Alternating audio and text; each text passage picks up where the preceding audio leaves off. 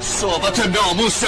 من نکنم قیصر این بازار چرا بخونده کشه. منو بزن بعد برو. در کنار داش فرمون عزیز، آقا ناصر عزیز، مرد افسانه‌ای سینمای ایران. مطلب اساسی راجع به فرمون عرض کنم اینه که اولا از طرف فرمون خیلی تشکر میکنم از همه مردم ایران که انقدر فرمون رو دوست داشتن. اما این آقای مشایخی دوست عزیز و ارجمندمون، این دایی ما بودن و نذاشتن اون چاقو رو بردارن و با مادرم کمک کردن، دو تایی افتادن به جون ما، گفتن تو نامردی چاقو رو. اگه رفتم چاقو رو بردم کلا که این بچهای آب منگل کنده بودم، قیصر هم لزوم نداشت از اونجا بیاد اینجا و این اتفاقات هم نمیفت. افسوس میخورم چرا بر نداشتم این کارو نکردم. چاقو امریکا بودم، این کسی که اولی چاقو رو به من زد آقای حسن شاهین خدا رحمتش کنه فوت کرد، این در فلوریدا بود. بعد من رفتم فرودگاه یخش گرفتم، گفتم از همون نوا اومدم اینجا یخش میگم جواب چاقو تو بدم.